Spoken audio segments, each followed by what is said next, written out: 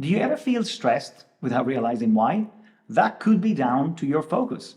And luckily, there is a very easy way to track it. So from previous research, we thought that any interruption, let's say 5 to 10 minutes, would then require up to 23 minutes to get back into focus and complete whatever task you were working on. More recent research is actually showing that people are indeed able to get back into focus very quickly and actually complete the work that they were doing before the interruption on time. This is because our brains are able to compensate for the interruption by working faster. But that comes at a cost. And the cost is that our stress levels go up. As an example, if you are supposed to be working on a presentation for 2 hours and you have a 10 minutes interruption in the middle, you don't really need 2 hours and 10 minutes to complete that presentation. You will still be able to do it in 2 hours. Your brain will work faster, but at the end of the process, you will feel more stressed, more frustrated. So it could be that the stress you feel is actually due to you having more interruptions than you realize. But luckily, there is an easy way to track this.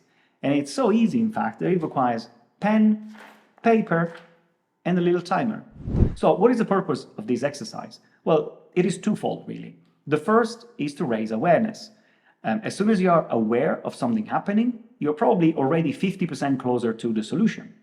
And for some people, just the simple fact of being aware could make them feel better, because at least you know the reason for that stress. The second part is trying to find solutions, trying to find something that can prevent those interruptions from happening. When I did this experiment, I think 10 or 15 years ago, I was working at a company. I was able to complete all my tasks on time and to a very good quality level. So I have no problems there. But instead of feeling happy and satisfied, I was feeling stressed and unsettled. So I decided to track my focus. And I discovered that I had lots of interruptions during the day.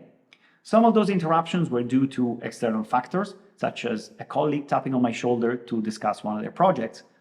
But other interruptions were actually due to me checking my phone, me grabbing a coffee, and so on. So what you do is this. You set a timer for 15 minutes, and then you go about your business. You do whatever you need to do. The only thing which you have to do is that when the timer goes off, you drop whatever you're doing and you record what you were doing when the timer went off. Now, the only thing you have to do is to be precise, no cheating. That means, for example, that if during those 15 minutes you've been working solidly and very focused on your presentation for 14 minutes and 40 seconds, but then in the very last 20 seconds you took out your phone to check your social media, Instagram or email or whatever, and the timer goes off. When you're still looking at your phone, you need to record it not as I'm working on a presentation, but as I'm checking Instagram. And then you repeat the process. You set the timer again for 15 minutes and you record what you're doing when the timer goes off. At the end of the day, you jot down on the same piece of paper the activities you were supposed to be doing during those hours. And then you compare the two. So for example, if between 10 and 12, you were supposed to work on a presentation, you can then say that, yes, at 10:15, I was actually working on the presentation. But then at 10:30, I was talking to a colleague. And at 10:45, I was quickly checking my Instagram.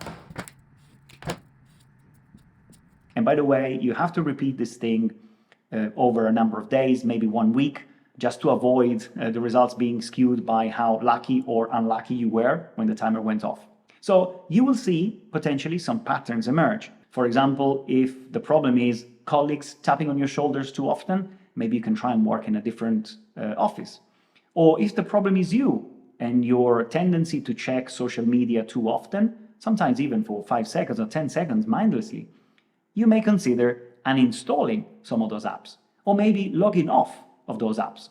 So the next time you want to check Instagram, for example, the fact that you know that you have to log in may prevent you from, checking Instagram and from having that interruption. Anyway, this is it for now. This is a very effective way to track your focus. If you want to give it a go, please go ahead and let me know in the comments below. For now, this is everything. Thank you very much for watching as usual, and see you soon. By the way, guys, little caveat, I'm not a professional. If you cannot cope with stress, consider seeking professional advice. Don't listen to advice from people from YouTube, not even if they are as good looking as me. Seek professional advice. This is an important thing. Have a nice day.